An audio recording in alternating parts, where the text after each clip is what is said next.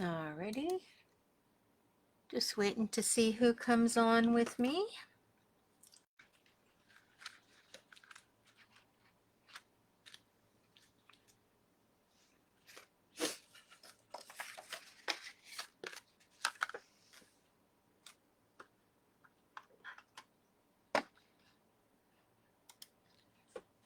Hi, darling. Good to see you. Just going to give it another minute or two.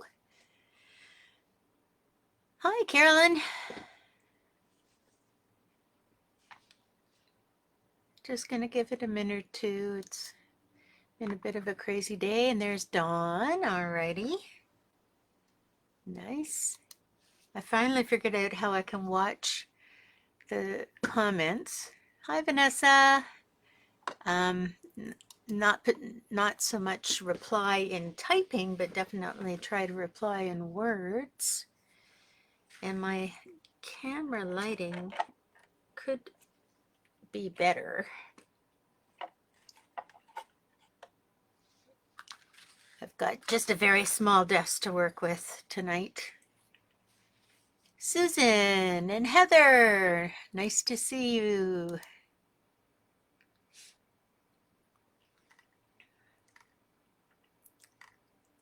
Make sure I've seen everybody. Yep. All right. So tonight, Trevor Sayers. Oh, it's Joanne. Hi, Joanne. Hi, Carmen. So I'm going to share with you some things that worked for me today and some things that did not work for me, but it doesn't mean they won't work for you. It just means that my approach wasn't the best for that particular combination. Okay, just maybe one more minute.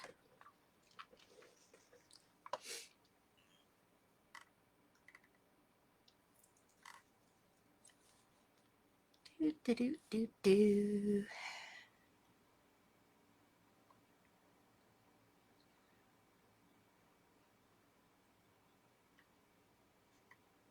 Okay, I think I'll get started, and I'll just go over a couple of things that I used today.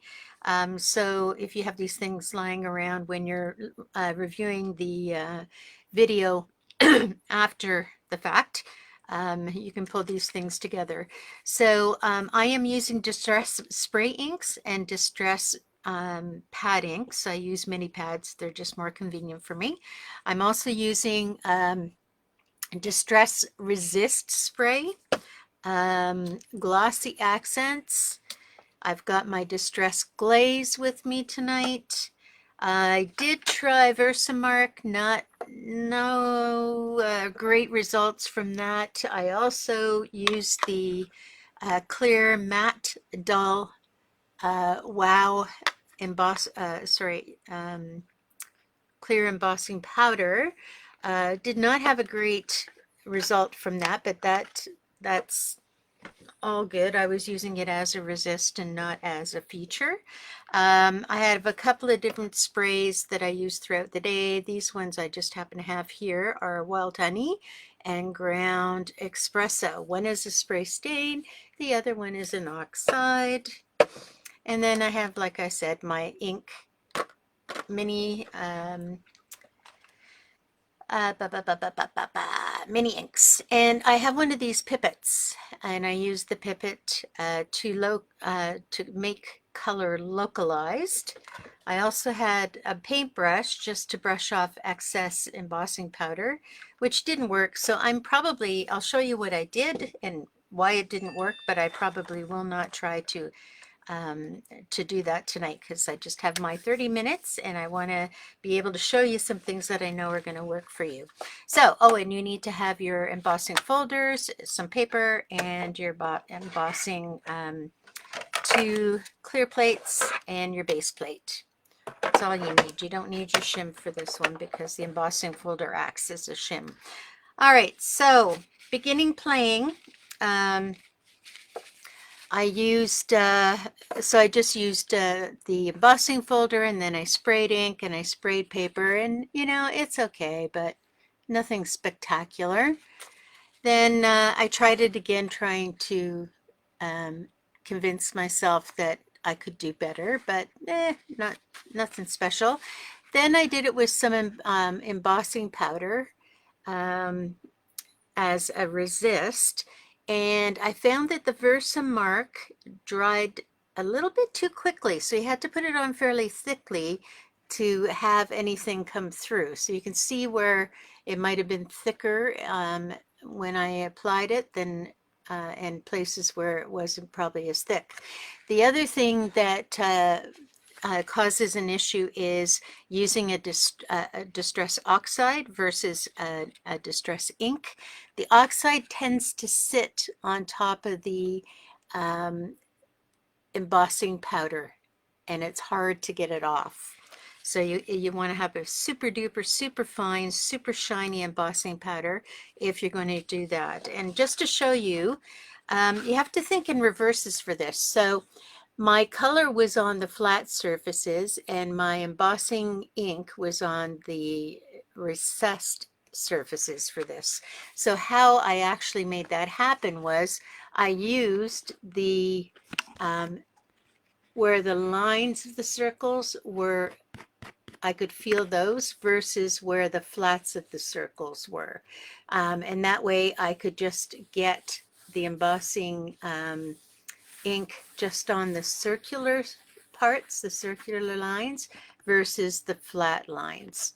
And that's how I ended up getting the circulars and with them with heat embossed resist. Not my favorite technique. I probably will try it again at some point, but with a different and shinier surface. The matte surface kind of just didn't pop as well as I'd hoped. And this I tried a honeycomb with the same thing. Again, the same thinking where you want it. You've got to make sure that you're using the right side of your embossing plate. So if you want it in the grooves, you want the side where the grooves are actually standing up in order to make that happen. And this was okay, but not so good. Now I used a cheap and cheesy paper for this, and I kind of actually like the way it cracked. I don't know if you can see that. Let's see. Well, you can see some cracking happening at this corner. There we go. There's some cracking there. I kind of like the cracking from the embossing folders on my thin cheap paper. Here again, I used the deboss and emboss parts of the folders to get two different techniques. So this one, whoop, trying to show you there, is grooved out so that the embossing powder was heated and liquefied in the crevices, which meant that I actually put it on the sticking out surfaces in my folder. And this one was doing the surfaces of rather than the crevices. So if I put these maybe side by side, you can see what I mean. So one side had the images more, the surface images showing, and the other side had the crevice images showing. So it gives you a totally different look.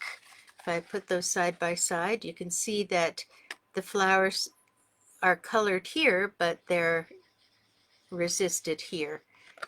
So maybe bring that a little closer. Colored here, resisted here. So you can play around with it a little bit to figure out how to do it. Now this ended up working out better because the lines and spaces had a bit more oomph to them, so some of the embossing powder could actually stick.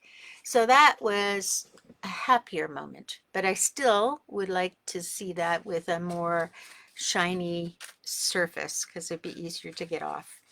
Then I just played with inks directly put onto my canvas now, or canvas, my embossing folder. So one of the things I want to point out is if you're going to put any kinds of ink on your embossing folders, they are plastic. Whoops, we're losing focus here. There we go. They are plastic, and plastic will hold inks that are not water inks. So you want to make sure your inks are water-based inks if you're going to apply them directly to your mat. VersaFine comes off as long as you get it and scrub it a little. The VersaFine will come off, but it will also stick. So you want to make sure that you are careful with the kinds of material mediums you use in here. So this one, as I said, was just simply taking I just took 3 colors of ink. I think it was green, red, blue, and red. And I just put it right onto my embossing folder, which I'll show you shortly. And I did it 2 different ways. So one way I really wet it down. The other way I let the color just kind of sit a little bit before I sprayed it. So they were okay, nothing special. Now this one I kind of liked a little bit better. So here we have the boss and deboss effect again.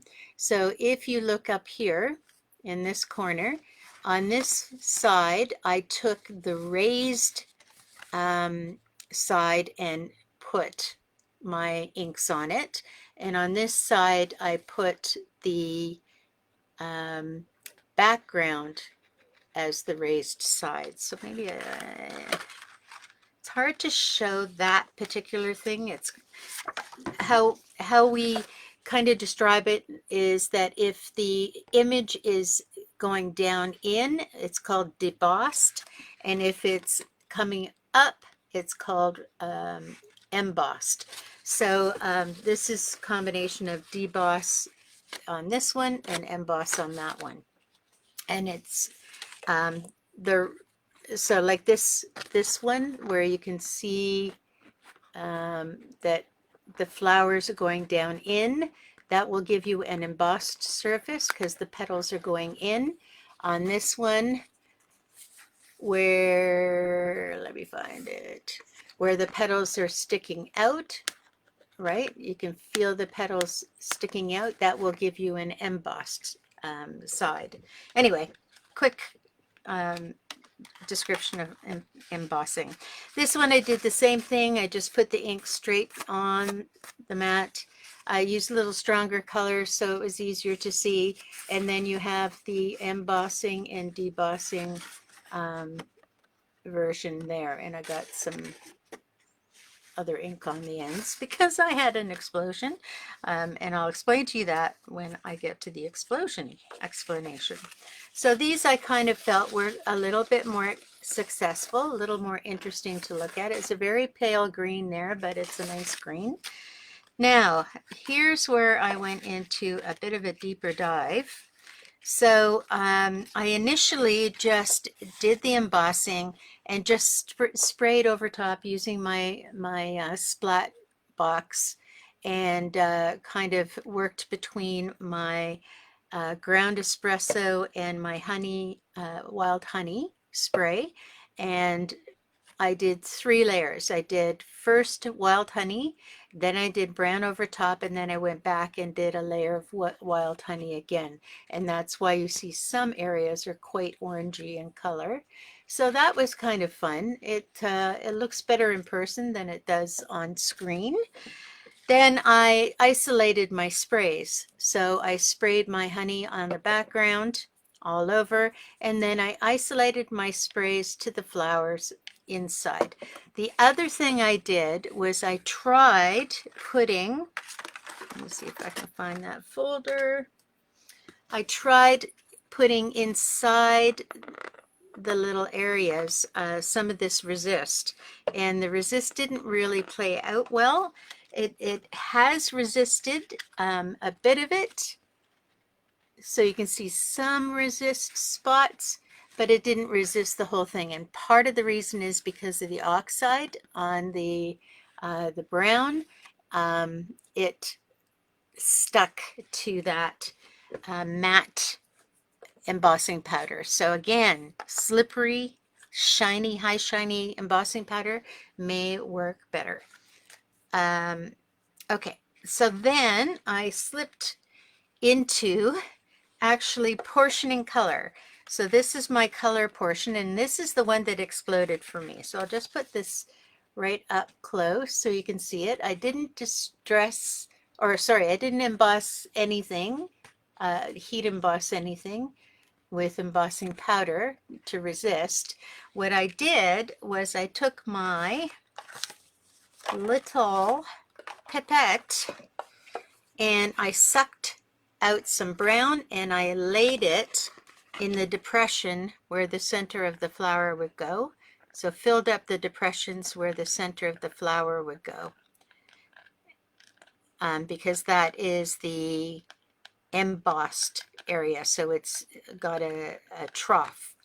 And then I took yellow, which was my wild honey, and I got my pipette after I washed it, of course, and I filled up the petals of the flowers with it. And it was taking, but I made sure they were nice and juicily filled. Then I put my paper in upside down, like so. Then I put it in my embossing folder, ran it through, and the whole thing squirted out the back end. And wow, is it a mess? But it was cool. And I actually quite like how it ended up. It's got a little bit of white still there.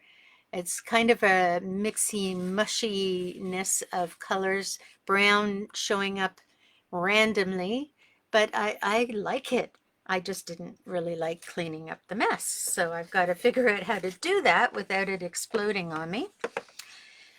And then I did one where I highly embossed using I did the embossing side of the folder with resist spray, and I literally took a clean pipette and sucked out some of the distress spray and just laid it right on top of these guys here and these guys here. And then once that was dry, you have to let it dry completely, otherwise it won't work for you. And then what I did is I just smushed some blue ink where you see purple, and then I went over with red down in this corner, and then I went over with a little bit of yellow as well, all inside the folder. And then, so it was all laying inside the folder, and then I put it, oh no, I lied. So, right, okay, lied. So I embossed this first, then I went and I put the resist on the outer sides in the center of the piece, let it dry completely. Then I went in with my blue mini stamp, and then I went in with a red mini stamp, and then I sprayed some orange, and then I went back and I sprayed some more red. And so that's how I got the layers of this one. And I kind of like it. I like this whole distress thing, because even when you distress it, some of the color can bleed underneath it, depending on what quality of paper you have. So cheap paper really gives it sort of a really distressed look. I don't know. I haven't tried it yet, whether proper mixed media paper would make it even more clear. But I don't think I don't think I'd want it more clear. I like the blurby parts where it just bleeds underneath. So that was that one. And then I did a double emboss. So I embossed it first in this manner, where I just took the inks, ran across the template, or the embossing folder rather, as soon as I find it. Okay, so I took it and I just ran it across the color across the embossing folder, which I'll show you. We'll do this together. And then I took a different folder and I went over the side that is just the lines that are sticking up with, I think it was a denim blue or something like that, and just touched the tops of that and then ran it through a second time. So I've got actually two two levels of embossing. It kind of flattened out the first one, but I like the way the second one comes in with just the details of the circles, no actual color. So that was fun. And then of course I couldn't resist. I had to put on some glossy accents in there in all those little circles because that's what I do. All right, so let's see, I'm going to do the one that's an explosion, and I think I'm going to change my color because I want to maybe have a pink explosion. Maybe I'll put that in the center. So I am going to take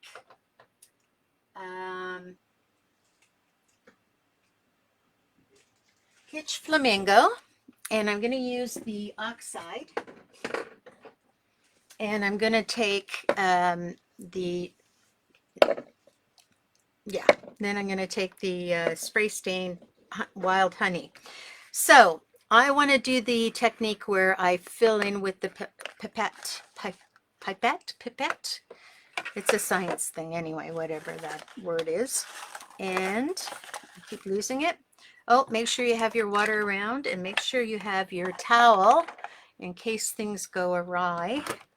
I think I've learned a good lesson, so I think I'll be able to make it a little bit more non-explosive. So I'm just going in, and this looks red, but it's actually wild honey. So I'm just going in, putting in like little dots in the center of the flowers in the depressed area. And the nice thing about using watercolor ink is that you don't have to worry about it getting dried up while you're working because it is water reactive.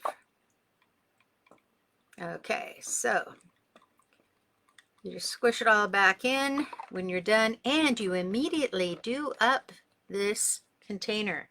Why? Because luckily I was having a problem with the water when I didn't do it up, and the water landed mostly on the base, but I also, and then I'm going to just draw up some water, let that go inside, and this is how I clean my pipette.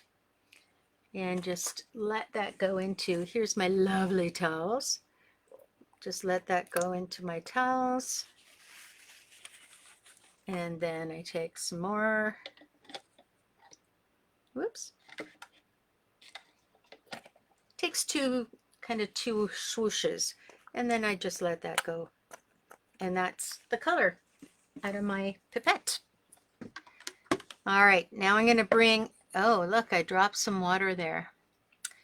I'm just going to, for the risk of making sure that I start with something I want, I'm just going to suck that up.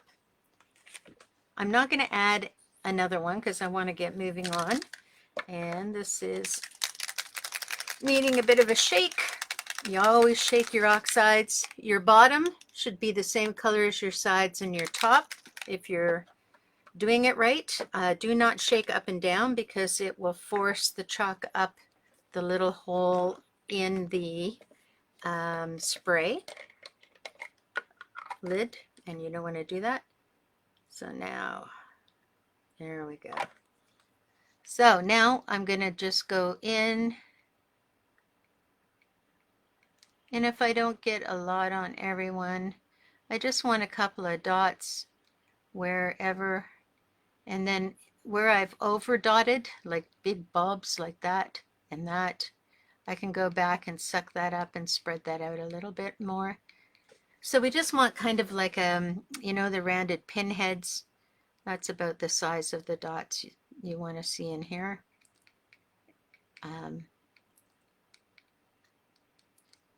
Because otherwise you will end up with a big mess.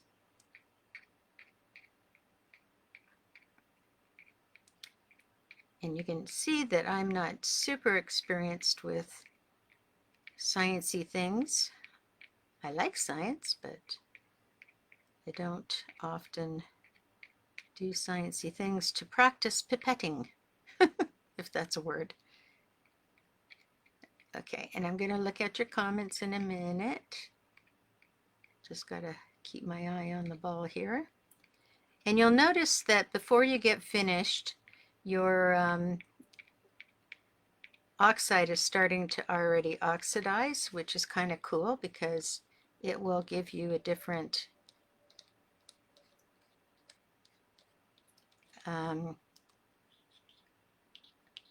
look. Okay.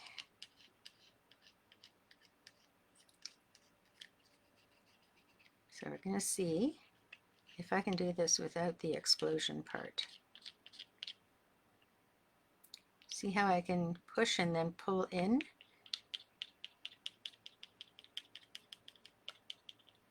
And you don't have to be super careful. You just want to keep it away from the center of the flower because that's where your other color is. And just make sure everything looks a little bit even.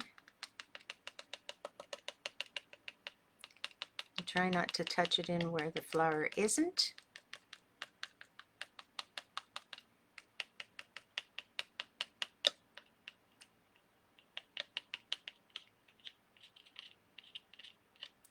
Those are big bubbles.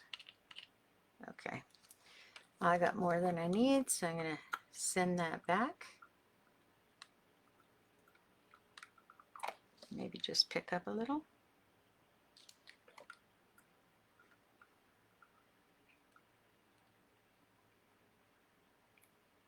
There we go. Okay. And do up that lid. First thing you do, wipe the outside of the pipette so you don't share the color. Grab some water, shake it down in there, get it all nice and clean. Grab another piece of paper and smoosh it out. And then go back in. Whoop. Grab some more water. Make sure it's all nice and clean.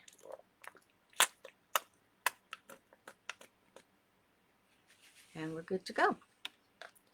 All right, now here's the challenge. Do up your water so that doesn't end up on your floor.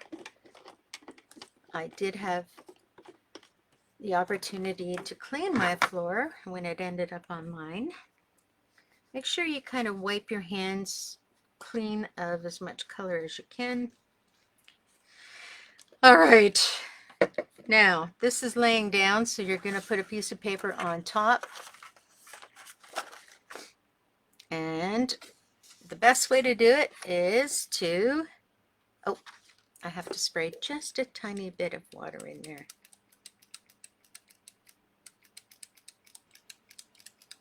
There we go. Not a lot. So I'm holding up my thing and I'm sticking it right into that groove, laying it down and putting pressure on it as I do that. Now, I'm going to put it under my mat. Oh, I got it the wrong way, but oh well.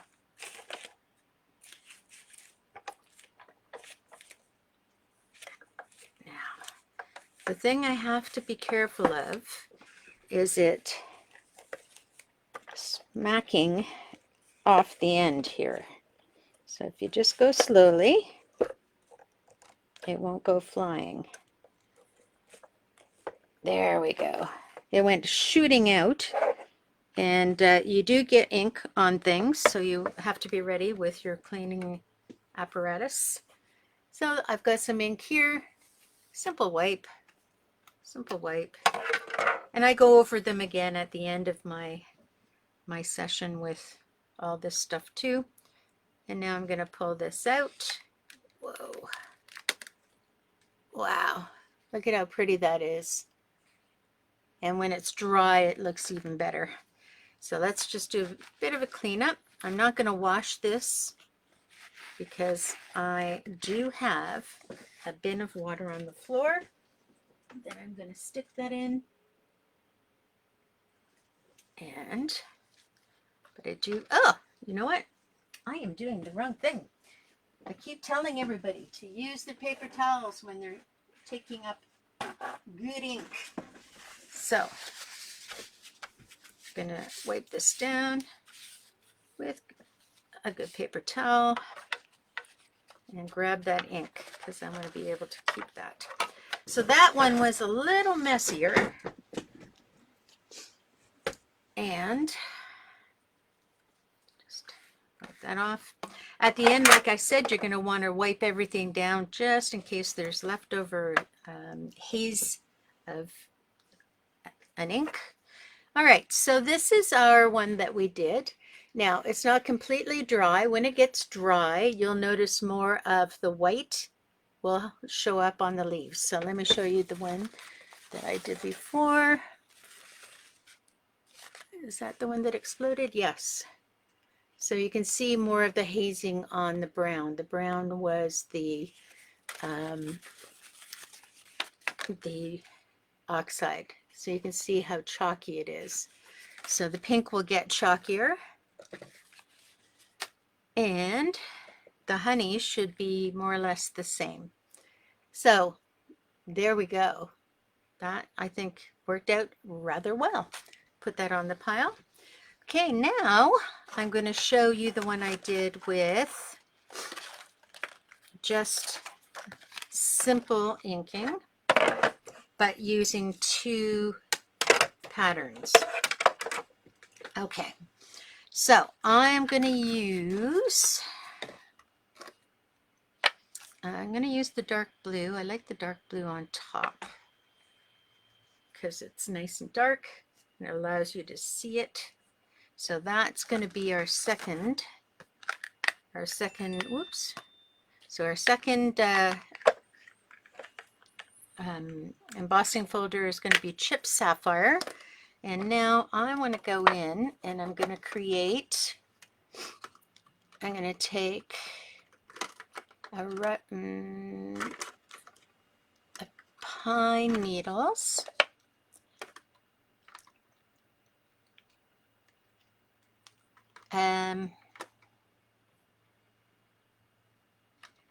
A Stormy Sky pine needles, and what else do we have in here?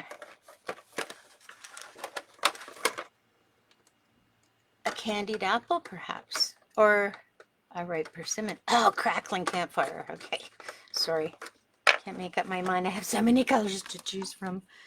Alrighty, so I want to have the surface that has the leaves touchable, not the surface where the leaves are gouged out, because I want it to sit inside. So the difference between those two things are, this is with it sitting on the outside. Okay, so my leaves should end up white. And this is with me putting it in the gouges. And that's where my leaves end up colored. But I want more white on this, so I'm going to go with the when things are standing up. All right. So I'm just going to rub my campfire orange right down that center. And you can see it on camera, so I'll still lift it up. And again, I don't have to rush with this because it's water activated. And I'm just going to try not to get too much of the orange on my thing. And if I do, I can just go and work that off afterwards. And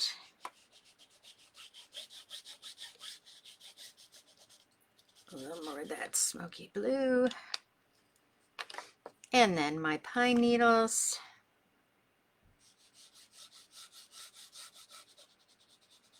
Just make sure you've got it covered. You might want to go sideways if you have to get it in there.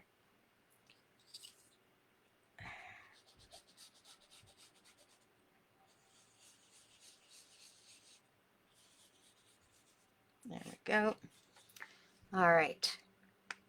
So this is going to have my insides colored and my upper area should be white, except where I have my dirty fingers touching it.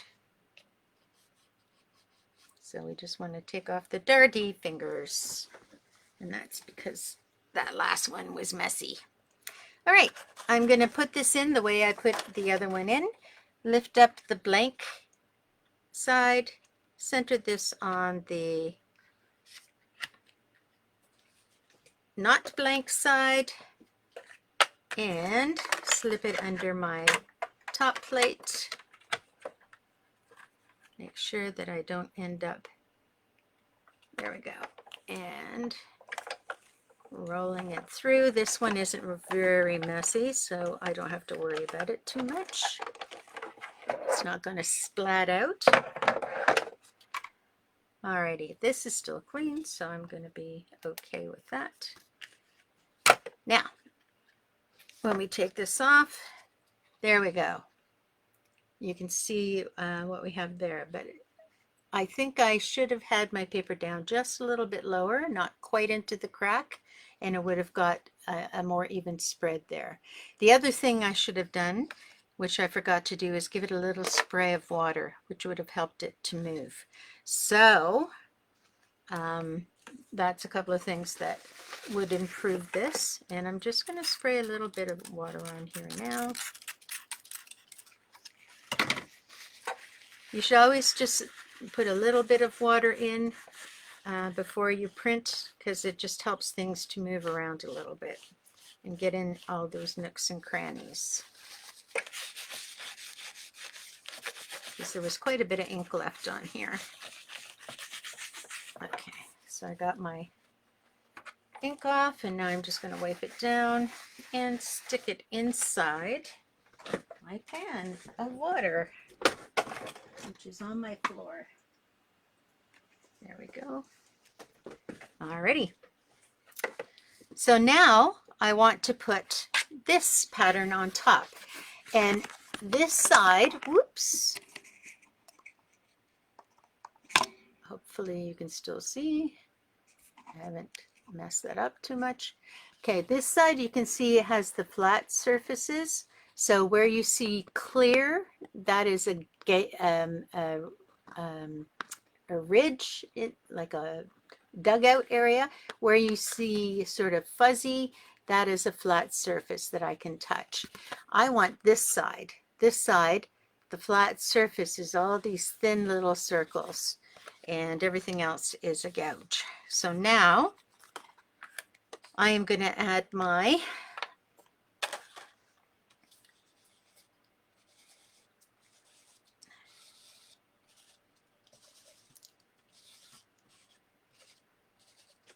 blue, but I'm going to add another color here.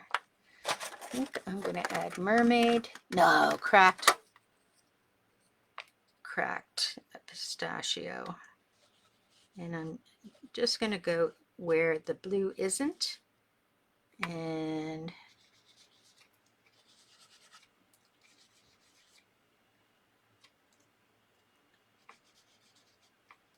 just to give it a little bit of color. And you have to be careful, because you will start to get the edges all sort of chewed up. These are inexpensive. That's why I use them for this kind of project. I would never use a large ink pad, because they're more expensive to replace. And I'm just going to spritz a little bit of water on there. Oop! Drop my mouse in the garbage. Limited space today.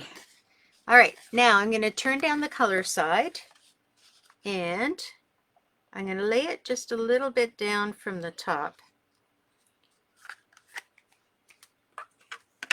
Put it in my thing and roll it through.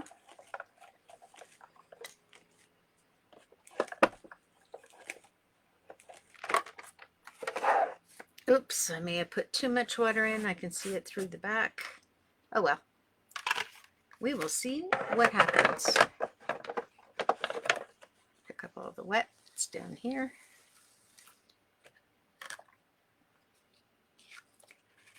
Whoa, look at that. Wild and crazy. Actually, it didn't do too bad. A little bit of bleeding there and there, but nice crisp greeny parts. You can see the greens here and the blues mixed in with the greens and the oranges and the blues in the background. Like, this is my favorite thing so far. So there's one of those. And I have one really quick one to do with you.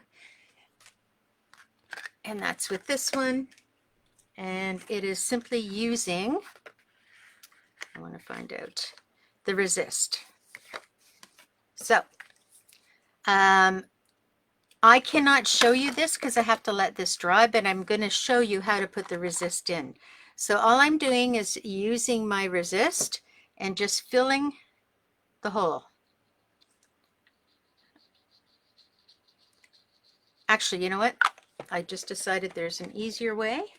So we're going to get that resist out of there. We're going to just put it on after we have changed my mind, because I think I learned this. It was easier to do it after. So we're going to run this through.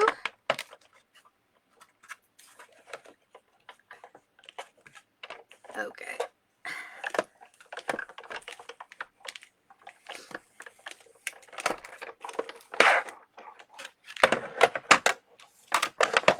Okay. Now, that one doesn't need anything.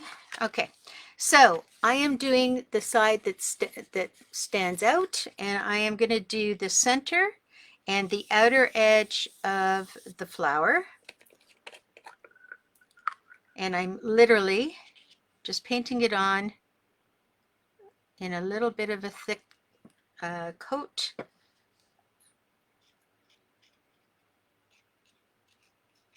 And I'll put a little bit of this on, and I will post this under the video after it's dry to show you how it worked out. And all I'm going to do is use the inks on top. I may use spray inks. I'm not sure yet. You'll know if they're spray or not.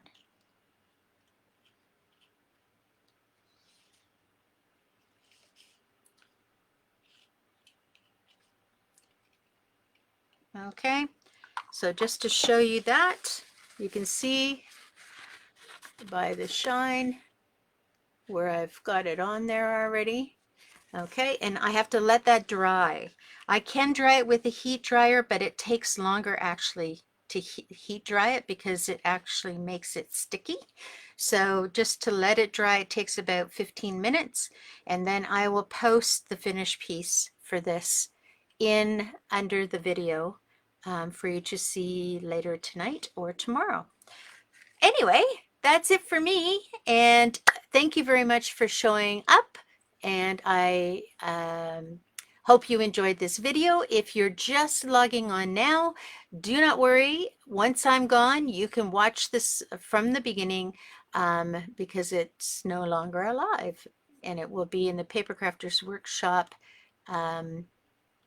Facebook page. Okay, so see you later. Have a great week. Don't get snowed in tomorrow.